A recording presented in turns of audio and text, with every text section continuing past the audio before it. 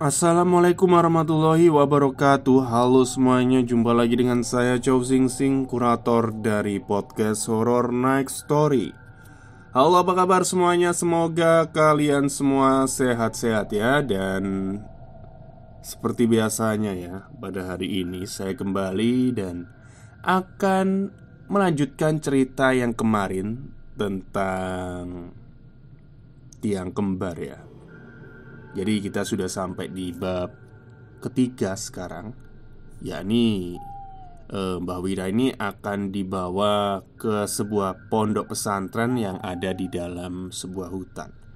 Karena memang si Mas Iwan dan Pak Imron ini udah nggak kuat lah ya, nggak mampu untuk mengatasi Mbah Wira ini. Oke, daripada kita berlama-lama, mari kita simak ceritanya. Malam itu juga, Della dan Bu Ida sudah berkumpul di rumahnya. Banyak warga yang penasaran. Desas-desus sudah menyebar. Tidak hanya keluarga mereka yang menjadi perbincangan, namun dari tadi banyak anak-anak yang tidak dikenal memenuhi rumah. Mereka mengaji di depan rumah itu. Bus yang disewa oleh Pak Imron sudah datang. Mas Iwan dan Pak Sugeng mengangkat tubuh Mbak Wira yang memberontak minta dilepaskan. Warga sendiri mulai terdengar bersaut-sautan membicarakan hal ini. Ini pertama kalinya terjadi di komplek ini, membuat Della hanya bisa merunduk pasrah. Anak-anak itu rupanya para santri dari pondok pesantren Mas Iwan. Setelah Mas Iwan masuk ke bus, yang lain pun mengikutinya, termasuk Pak Imron sekeluarga. "Apa tidak sebaiknya kami pakai mobil sendiri saja, Mas?" kata Pak Imron. "Jangan. Sudah lebih baik di bus saja semuanya," kata Mas Iwan. Di sana Mbak Wira diikat dan mendelik ke semua orang. Wajahnya menatap marah dan mencaci maki mereka bahwa mereka adalah anak durhaka yang memperlakukan ibunya seenak jidat. Della belum berani menceritakan ini pada Mas Iwan dan yang lain. Namun sesekali ia melirik wajah Mbak Wira. Setiap kali Della melirik, ia melihat Mbak Wira juga menatapnya, tersenyum seakan-akan menyapanya. Bus mulai meninggalkan rumah Pak Imron. Suara para santri lantang berdoa membaca kertas yang sudah dibagikan Mas Iwan. Bus itu seperti bus yang kesemuanya menjadi seperti pengajian. Namun entah perasaan apa yang lewat begitu saja, karena Della sudah merasa bahwa perjalanannya tidak akan mudah. Benar saja, sepanjang perjalanan dia mendengar para santri berdoa. Umumnya akan membuat Della tenang. Namun rupanya sebaliknya. Semakin jauh bus berjalan, bulu kuduk Della semakin merinding, sampai mereka meninggalkan keramaian dan mulai memasuki alas atau hutan. Perjalanannya sendiri jauh-jauh ke timur. Mbah Wira hanya tertawa, masih terus mengumpat dengan bahasa Jawa. Dan seolah apa yang mereka lakukan itu sia-sia belaka. Sampai tepat di jalanan tengah hutan, Della melihatnya. Sepanjang jalan, dia bisa melihat keluar. Di samping pohon-pohon hutan yang ia awasi, ternyata ia seperti diikuti. Lalu, bus mendadak berhenti begitu saja. Mas Iwan meminta semua tetap membaca doa. Supir bus melihat ke arah Pak Imron. "Maaf Pak, busnya tiba-tiba berhenti." Saat itu, gemuruh suara terdengar membuat para santri seperti tersentak. Diikuti suara tawa yang melengking. Mbak Wira menunjuk Mas Iwan dan kemudian berkata, "Musibah ini tidak akan berhenti di sini. Ia akan mengikuti setiap dari kalian yang ada di sini." "Pak, ayo dijalankan lagi," "Bismillah pak," kata Mas Iwan tenang. Dan anehnya, bus bisa kembali berjalan. Namun, supir bus itu nampak mengerti apa yang sebenarnya terjadi di sini. Ini bukanlah perjalanan biasa, karena ia bercerita pada Pak Imron, sepanjang perjalanan di kiri kanan jalan banyak bangsa halus yang berbaris di sepanjang jalan, meminta naik mereka. Astagfirullahalazim. Kalimat itu terus terdengar dari mulut si supir. Setiap ia melihat jalan, ia akan mengucapkan seperti itu. Sebenarnya tidak hanya itu. Semakin malam, entah kenapa semakin dingin. Dinginnya bukan karena suhu turun, namun ada energi negatif yang begitu kuat, seolah-olah menahan mereka agar tidak melanjutkan perjalanan. Sampai akhirnya hal yang paling tidak diinginkan terjadi, dan bus sempat bergesek hebat di jalan yang sudah sepi itu. Untungnya saja bus mampu berhenti tiba-tiba. Rupanya Mas Iwan menyadari sesuatu. "Alhamdulillah," katanya. Pak Imron pun bertanya, "Maksudnya gimana pak?" "Pak sopir, tolong dicek ban atau mesinnya sekarang G. Yang lain tetap di dalam bus. Monggo Pak Sugeng ikut saya," kata Mas Iwan. Tanpa menunggu waktu lama, Pak supir memeriksa ban satu persatu. Dan benar saja, ada satu ban yang kondisinya tidak memungkinkan untuk kembali berjalan. Pak sopir lantas bertanya, "Maksudnya ini apa pak?" "Sudah, sekarang kita ganti bannya. Untung saja kejadian ini tidak menimpa kita di depan sana." Mas Iwan menunjuk jalan di depan. "Kenapa pak?" tanya si sopir. "Di depan sana ada jurang yang kalau kondisi bannya tidak prima, mungkin bisa membahayakan nyawa kita semua." Dibantu Pak Sugeng, segeralah Mas Iwan dan Pak sopir mengganti ban yang besar. Sementara Della melihat Mbah Wira berbicara dengannya. "Duk, Mbah kangen." Namun Bu Ida dan Pak Imron memegang lengan Della seolah menolak untuk mendekatinya. "Iki Simban, Duk. Della, namamu itu yang ngasih aku loh, Nduk," katanya. "Iku Simba, Pak. Bu, Della pengen mendekat." "Jangan," kata Pak Imron tegas. Jahat sekali kalian. Kamu sama ibumu yang melahirkan kamu jahat," ucap Mbah Wira dengan suara bergetarnya. Della mulai menangis, memohon diizinkan untuk mendekat, sampai ada santri yang mendekatinya. "Pendusta, sampean itu pendusta." Saat itulah Della sadar sosok di depannya menyeringai. Bus kembali melaju dan benar saja di kiri jalan hampir sepanjang 12 km itu jurang. Pak sopir tidak berhenti beristighfar, seolah kejadian malam ini merupakan pengalaman yang membuatnya tidak percaya.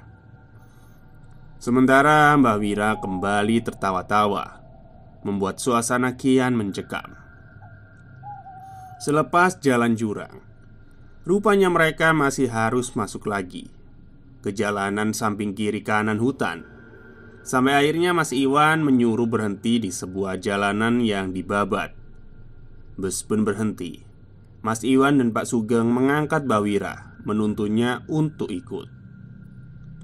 Bus tidak mau masuk, tapi pesantrennya sudah dekat dari sini. Tinggal masuk ke jalan itu, kata Mas Iwan. Pak supir yang masih kebingungan memilih untuk ikut masuk saja. Ia masih terbayang bagaimana ia melihat dedemit yang selama ini ia lewati. Wajah Mbak Wira mulai berubah.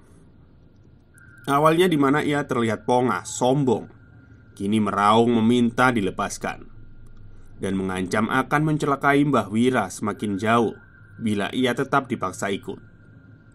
Pak Imron sendiri dari tadi khawatir dengan ancaman itu. Namun Mas Iwan justru menantang. "Mbok pikir aku gak ngerti nek awakmu mek ngertak tok." Suara meraung semakin terdengar diikuti para santri. Dela berjalan tepat di belakang Pak Sugeng. Bu Ida dan Pak Imron ada di belakangnya. Suasana pesantren itu rupanya tidak seperti yang ia bayangkan. Di kiri kanan ia bisa melihat pohon di mana-mana. Selain itu perasaannya semakin tidak enak. Sampai akhirnya Dela yang awalnya baik-baik saja semakin lama semakin berat. Dan ia tidak ingat apa yang terjadi selanjutnya. Yang ia ingat rupanya Dela pernah melihat wajah jin yang merasuki Mbak Wira itu. Sekarang ia tahu hubungan apa yang terjadi sehingga keluarganya terseret masuk ke dalam lubang masalah ini. Bu Idalah penyebab utamanya. Dela terbangun begitu saja. Di depannya Bu Ida dan Pak Imron melihat cemas. Mas Iwan hanya menatap Dela sementara Pak Sugeng melihat dari ambang pintu. Namun Dela tertuju pada pria mbah-mbah yang sudah tua sekali. Ia duduk dengan tongkat kayu jati di tangannya, tersenyum dan menyapa. "Nak Dela sudah sadar?" Suaranya lembut dan begitu membuat segan. Ia tahu namanya mungkin kedua orang tuanya yang memberitahu, pikirnya. Namun rupanya mbak ini memang sudah tahu semuanya. "Kalau Nak Dela sudah merasa baik, Mbak tunggu di depan padepokan dekat masjid ya, semuanya." Dibantu Mas Iwan, mbah asing itu meninggalkan kamar. Bu Ida mendekati Dela. Namun Dela langsung mengatakannya. "Bu, Ibu ngambil apa di tempat itu? Tempat kita menginap waktu di Gunung Kelut." Bu Ida nampak terkejut. Namun ia tidak menjawab pertanyaan Dela. Pak Sugeng tiba-tiba masuk.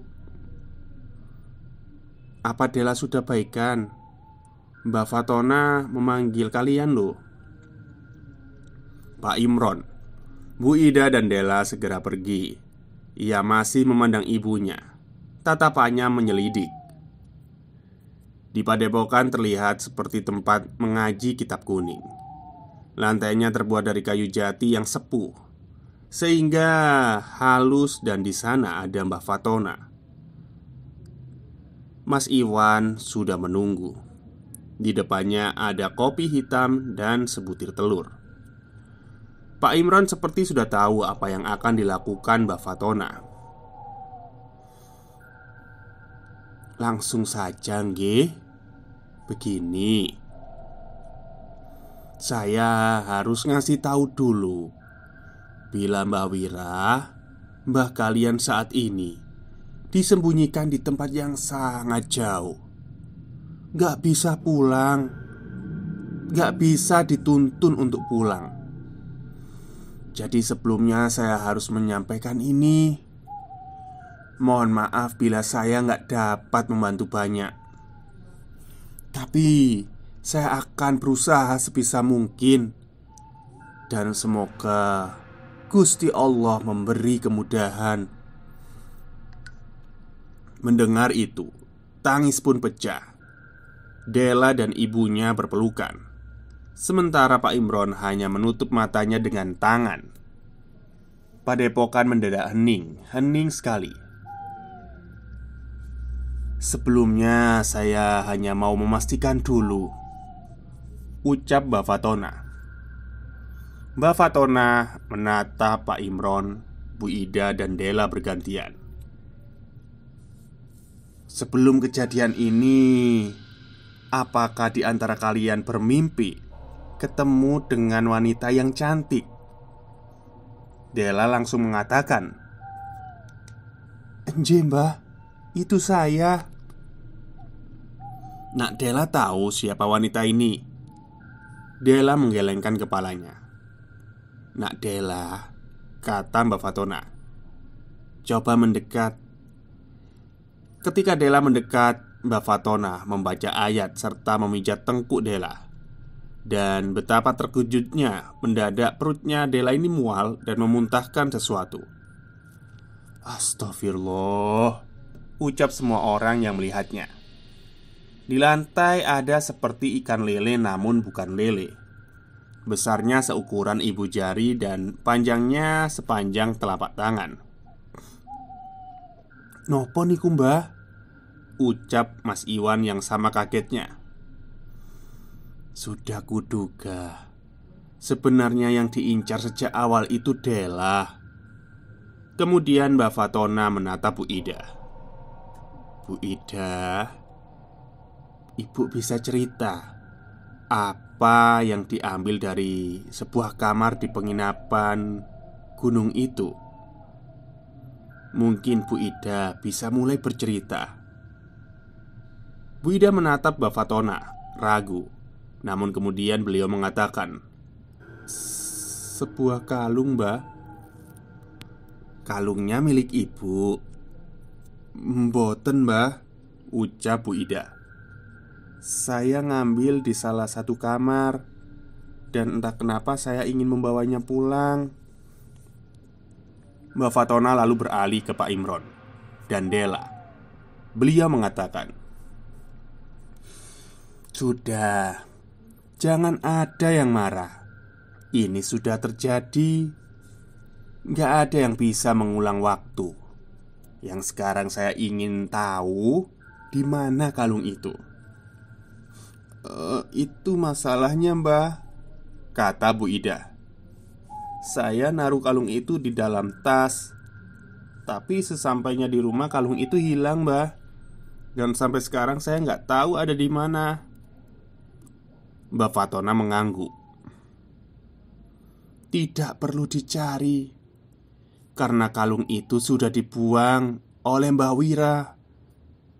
Begini, sebelum saya mulai menjelaskan dulu titik permasalahannya. Kenapa bisa menjadi seperti ini?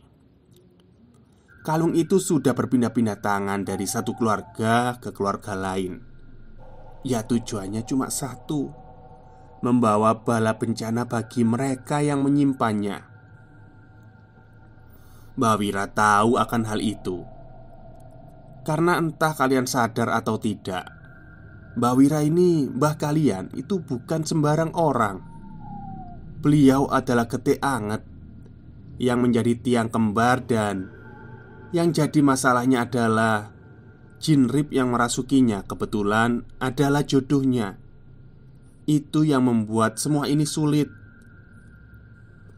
Mbak Wira bisa saja menolak ini, bisa melawan jin itu, karena getik anget tidak dapat dengan mudah dirasuki. Namun, jin itu makhluk yang manipulatif. Dia akan terus membuat kalian menderita. Dia akan membawa kesengsaraan. Bagaimana itu bisa terjadi? Karena panjenengan, Bu, panjenengan membawa benda yang seharusnya tidak boleh jenengan bawa. Benda yang bukan milik jenengan. Sekalipun itu adalah batu permata, dilarang, Bu, bagi seorang muslim untuk mengambilnya. Karena tidak ada yang tahu selain Allah yang Maha Tahu. Mbak Wira menerima jin ini asalkan kalian itu tidak dilibatkan dalam penyakit atau musibah yang sedang ia tumpahkan pada keluarga ini. Sekarang saya harus cari tahu dulu di mana Mbak Wira disembunyikan, karena alam mereka berbeda dengan alam kita. Semoga saja Allah membantu kita dan semoga berakhir dengan baik. Bu Ida nampak terpukul. Tidak ada kalimat yang bisa keluar dari bibirnya. Semua orang hanya bisa menunduk. Tidak pernah terbayangkan bila rupanya Mbak Vira yang menanggung akibat dari musibah ini. Malam itu juga Mbak Fatona mengantar Pak Imron sekeluarga ke tempat di mana Mbak Wira berada. Rupanya tempatnya sangat jauh dan membutuhkan waktu 20 menit untuk sampai di sana. Di sebuah gubuk kecil. Di luar gubuk banyak santri tengah mengaji. Cahaya di sana hanya bergantung pada obor. Ketika pintu dibuka, Mbak Fatona mengatakan untuk menyiapkan mental karena apa yang akan mereka lihat semata-mata bukan untuk menyiksa atau membuat Mbah Wira tersiksa. Ini adalah cara yang dilakukan untuk membersihkan jin dan bangsa lelembut yang sudah terlanjur masuk karena diundang. Sekarang tinggal jin rip itu sendiri yang ada di dalam tubuh Mbak Wira. Pintu dibuka dan Mbak Fatona mempersilahkan Pak Imron sekeluarga untuk masuk. Ngeri bercampur aduk. Apa yang disaksikan di luar batas nalar. Tangan dan kaki Mbak Wira dipasung. Wajahnya ditemui banyak luka borok. Tidak hanya itu, bau busuk yang menyengat membuat siapapun yang menciumnya tidak akan betah. Mual, itu yang dirasakan oleh Dela. Kiri kanan banyak darah di mana-mana. "Enten nopo niki, Mbah?" tanya Pak Imron. "Sabar mas, sabar. Ini ulah dari jin rip. Dia sudah tersudut," kata Mas Iwan menenangkan. Dela yang pertama mendekat, dirinya tidak tahu lagi harus berkomentar apa. Meski semua ini terdengar gak masuk akal, namun jauh di sana ia masih melihat bayangan Simba.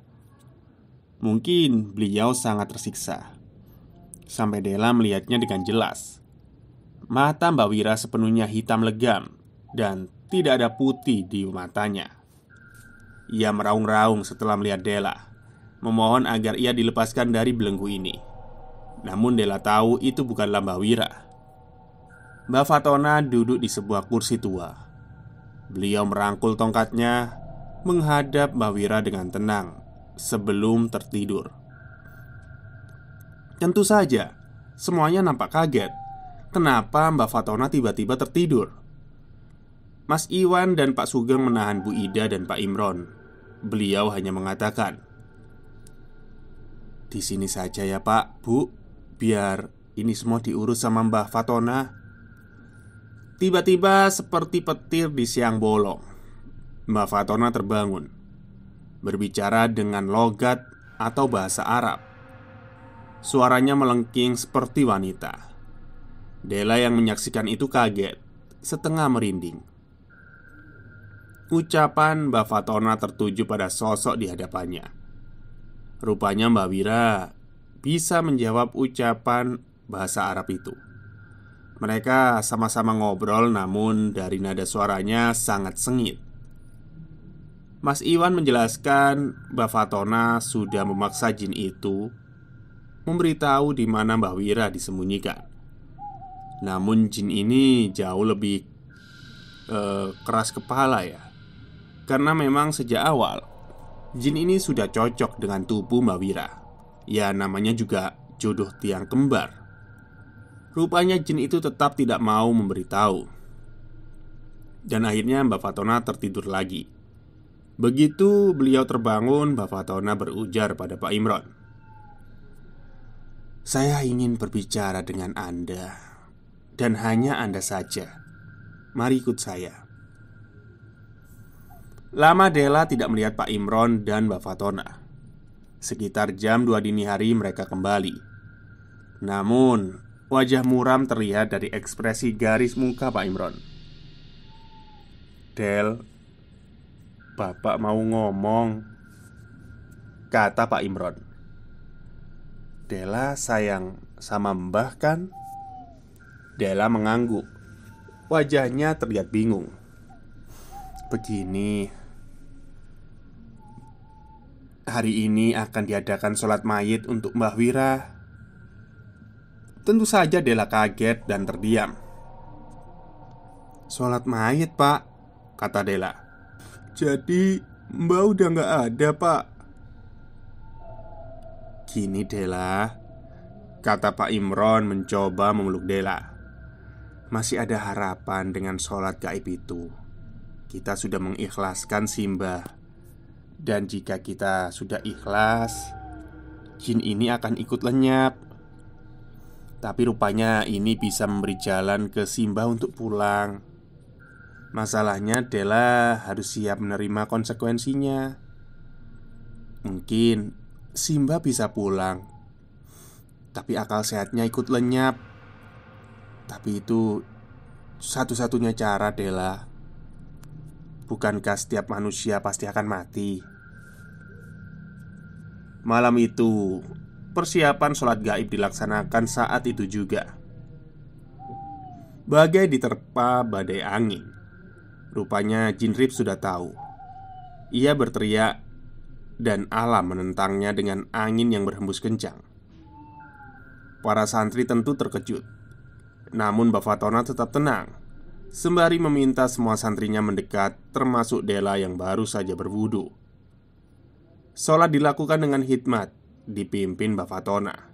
Dan jin itu menjerit sejadi-jadinya. Konon Della bercerita, ia seperti melihat tubuh Mbak Wira tertekuk dengan suara tulang yang dipatahkan. Pokoknya ngeri. Namun Della harus ikhlas dengan ini. Semoga ada jalan bagi Mbak Wira. Setelah sholat goib, Mbak Wira memuntahkan muntahan hitam. Hitam sekali dan baunya sangat menyengat. Dia tidak berhenti muntah, sembari mencoba melepaskan dirinya dari pasak kayu. Tulang lehernya seperti baru saja patah, sehingga kepalanya tidak dapat terangkat. Ini merupakan kengerian yang pertama kali membuat Della sampai tidak bisa melihatnya. Setelah subuh datang, Mbah Wira sudah jatuh. Entah pingsan atau apa, beliau menggelepar di atas tanah. Santri perempuan membuka pasak, membawanya kembali ke pondok pesantren. Sementara yang lain kembali untuk menunaikan sholat subuh. Baik, itulah bagian ketiga dari kisah yang Della jalani ya, dan ditulis oleh Mas Simpleman. Ternyata ini semua belum selesai dan kemungkinan mungkin Mbak Wira ini akan meninggal, tidak selamat. Atau mungkin ya kalau selamat ya itu tadi, akalnya itu udah gak sehat lagi gitu ya. Mungkin gila atau gimana. Untuk kelanjutan ceritanya bagian akhir mungkin besok akan saya sampaikan ya.